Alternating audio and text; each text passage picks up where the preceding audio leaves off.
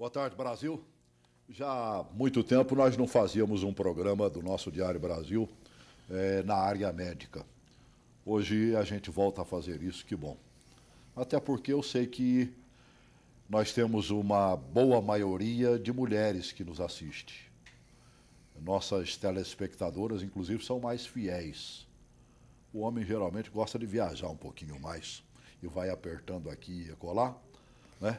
E as mulheres vêm aí do programa do Bispo, né? E aguardam o nosso programa. E eu te convido, viu, mulher? Você pode e deve participar do programa de hoje. Nós vamos falar de um probleminha que às vezes vira um problemão. Né? Problemão. Problemão muito sério. Vamos falar de mioma. Eu tentei dar uma pesquisada e vi, por exemplo, que entre 40% e 80% das mulheres podem ter mioma. Outros dados mostram que 50% delas, com certeza, têm ou terão miomas. Quase sempre, quando se descobre, e eu estou falando o que eu li, certo? Tardiamente, havia uma questão praticamente muito séria, eu diria que até traumática para mulheres, que acabavam por perder os seus próprios úteros, consequentemente, não teriam mais filhos. Vamos falar desse tal de mioma?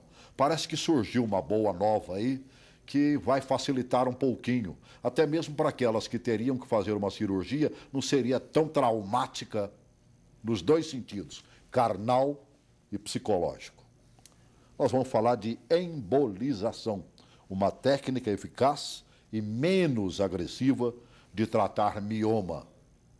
Nós estamos recebendo o Dr. Vinícius Medina Lopes, ele é ginecologista, obstetra, especialista em reprodução assistida. Seja bem-vindo ao nosso programa, Dr. Vinícius. Boa tarde, eu agradeço o convite. Antigamente, eu vou falar dos antigamente, eu sou um homem de mulheres.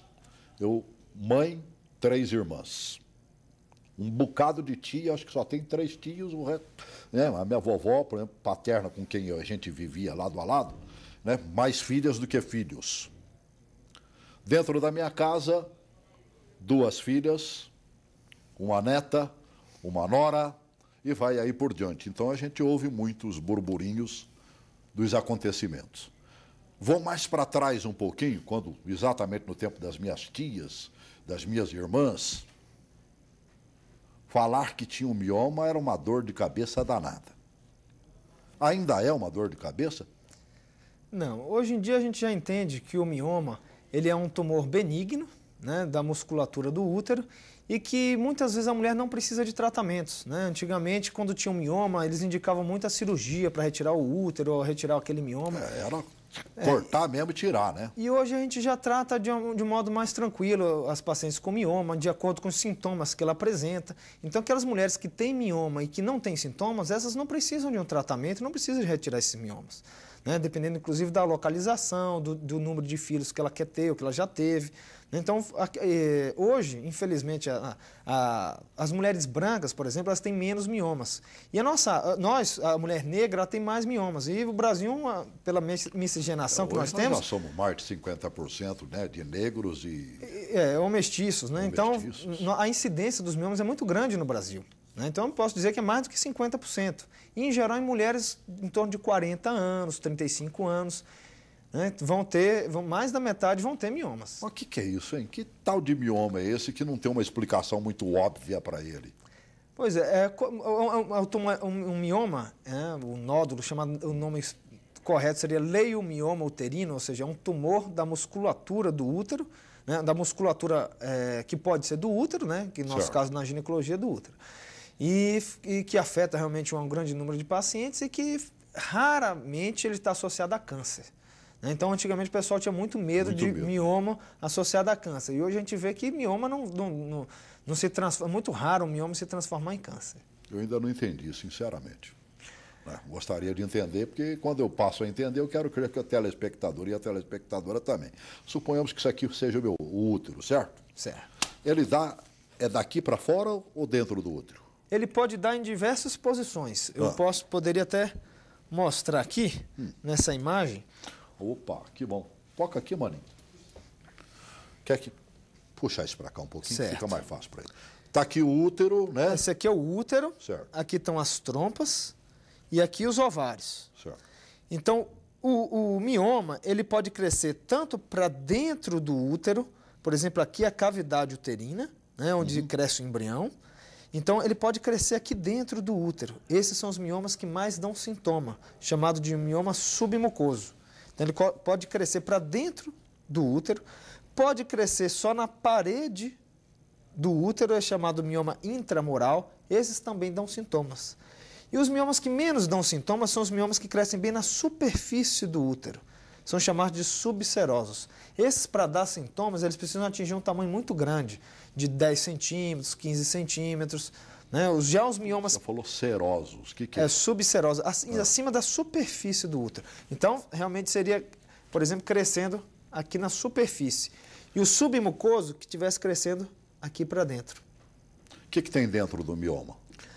Ele é um nódulo, ele não tem cavidade. Ele é só um nódulo, como se fosse um... Ele não é... Desculpa, eu vou falar como o povão fala, certo? Ele não chegaria... Um furúnculo não seria. Quer dizer, ele não teria pus lá dentro. Não teria. Ele é maciço. Ele é maciço. É maciço, como se fosse uma carne dura, em formato de bola. Ele cresce assim, em formato de uma bolinha. Primeiro, um grãozinho, por exemplo, de feijão. Sim. Ou seja, que ele tem algo no interior dele, ele é maciço. E ele vai crescendo, mas ele não forma cavidade, não tem nada dentro do mioma. Por que ele tem que ser alimentado, então? Todo tumor precisa de um fator para crescer. Então, ele precisa de alguma coisa que faça com que ele cresça. Ele é um tumor. Então, no caso do mioma, ele precisa de duas coisas. Um é hormônio. Então, os hormônios que a mulher produz fazem com que o mioma cresça. Por isso que ele não é encontrado em crianças e depois que a mulher entra na menopausa, os sintomas também desaparecem. Então, ele só aparece e dá sintomas, em geral, são naquelas mulheres que estão produzindo hormônio, ou seja, em que os ovários estão funcionando.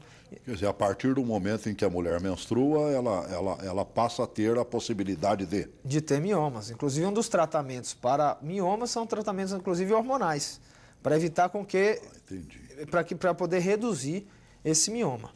E outra coisa que faça com que o mioma cresça é a chegada de sangue.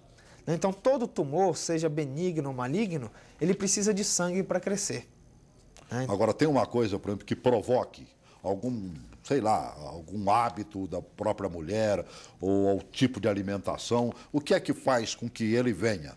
Não existe uma causa bem definida do mioma. Então, sabe-se que seria os fatores predisponentes principais seria o fator hormonal, que faz com que chegue mais sangue, inclusive, ao mioma, e a própria vascularização. Então, o mioma pode ter miomas, inclusive, um pouco maiores, mas se chega pouco sangue nele, é um mioma que, se você descobriu agora, provavelmente esse mioma não vai crescer muito. Já um mioma, mesmo que seja pequeno, mas chega muito sangue nesse mioma, digamos que essa paciente tem 30 anos, existe uma boa chance de, ao longo da vida dela, inclusive reprodutiva, desse mioma crescer e depois futuramente até levar a algum tipo de sintomas necessitando de uma cirurgia. Você falou que ele começa petititinho, né? Bem pequeno. Começa microscópico e até miomas grandes de 10, 15, 20 centímetros. Caramba! É verdadeiro que certas mulheres chegam a ter um mioma de que aparentemente você vê a mulher como se ela estivesse grávida? Isso é verdade, isso acontece mais em cidades em que não tem uma boa assistência médica, ou a paciente mora no meio rural, em que esses miomas eles crescem lentamente.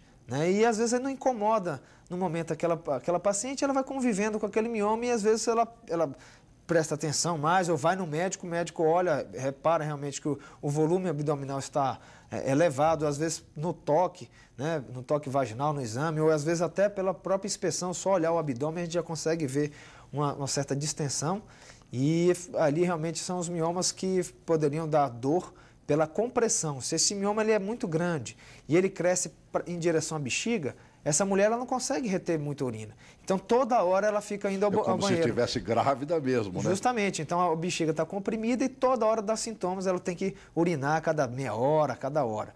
E se, ao contrário, se esse mioma cresce para as costas, ele pode comprimir o intestino e dar sintomas intestinais, como uma dificuldade para defecar, né? E provocadores, né? Porque eu estou te dizendo isso, minha esposa, desde a primeira gravidez da primeira filha, ela sentia uma dor, né, na parte das costas, e ela achava que era a tal como é que chama? ERAC, né? Anestesia. Anestesia.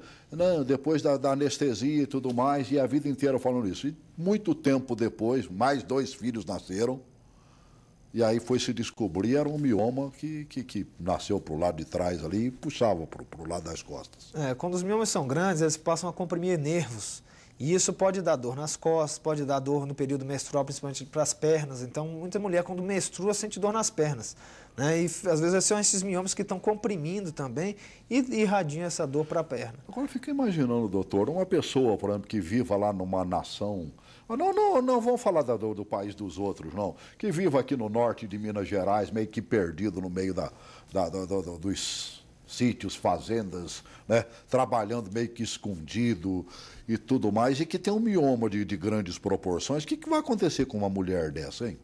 Bom, ela vai sofrer até entrar no período da menopausa. Ela pode sofrer com abortamentos, ela pode sofrer com infertilidade e não engravidar, ela pode sofrer com anemia, porque ela pode perder muito sangue, ela pode sofrer por conta desses sintomas, como eu falei, intestinais ou urinários, e quando chega na época do climatério, ou seja, quando ela para de menstruar, aí a vida dela melhora. Porque esses miomas, eles regridem de tamanho, o útero mesmo regride que ele também. Esteja grandão, ele regride? Ele regride, todo mioma ele regride na época da menopausa, né? Às vezes não vai regredir o suficiente para ela ficar sem sintoma nenhum. Certo. Né? Mas vai melhorar um pouco a qualidade de vida. É por isso que às vezes a gente encontra pacientes com útero muito grande e que, na verdade, já não estão se incomodando tanto, porque já conviveram tanto tempo com esse incômodo e aquilo ali para ela já deixa de ser importante. O médico hoje tem mais facilidade de chegar à conclusão de que a paciente tem mioma, mesmo que esses miomas sejam pequenininhos?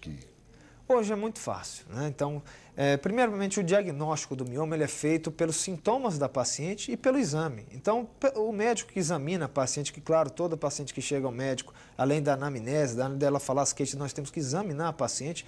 Pelo próprio toque, a gente já consegue ter ideia já se tem miomas ou não. E hoje em dia, nós temos a ultrassonografia transvaginal, que é um exame muito barato, né? Um exame excelente para dar o diagnóstico de mioma. E é muito fácil encontrado, mesmo naquelas pequenas cidades, né, com uma população baixa, como é um aparelho que vem ficando muito barato, todo local pode fazer um diagnóstico de miomas através da ecografia transvaginal. Então, realmente, hoje nós temos um poder de dar esse diagnóstico, indicar um tratamento muito grande. Olha, o telespectador não está ali hoje na telinha, né? Porque o tema é bastante grande, ocupou quase toda ali. Mas você pode e deve participar. Eu sugiro até aos colegas que de vez em quando coloque. Né? Dá isso, tire as suas dúvidas. 30, 35, 91, 19. Se você quiser de viva a voz, tudo bem. Se não, deixa a pergunta, eles me passam aqui e eu transfiro para o médico. E é exatamente uma que eu vou transferir. Sintomas. Além do grande... Que faz a mulher urinar constantemente, quais para os pequenos? Tem alguma coisa que identifique realmente? Qual é a primeira mudança que a mulher sente? A primeira mudança é no ciclo menstrual. Então, aquela paciente que passa, em geral, 3 a 4 dias sangrando e, de repente, ela começa a passar 5, 6, 7, 8, às vezes até mais dias sangrando, esse é um dos primeiros sintomas. Além disso, a quantidade de sangue que é perdida ao longo dos dias é outro sinal. Então, se ela costuma a ter uma pequena quantidade de sangramento e, de repente, começa a ter um sangramento em maior quantidade e com coágulos, aí já chama a atenção também de miomas. E aquelas que não sentiam cólica ou sentiam pouca cólica menstrual e, de repente, começam a sentir muita cólica, é outro sinal. Então, esses são sinais de aumento do fluxo, né, aumento do número de dias, aumento da quantidade e cólica menstrual são sintomas clássicos de mioma. Também são sintomas muito normais essas cólicas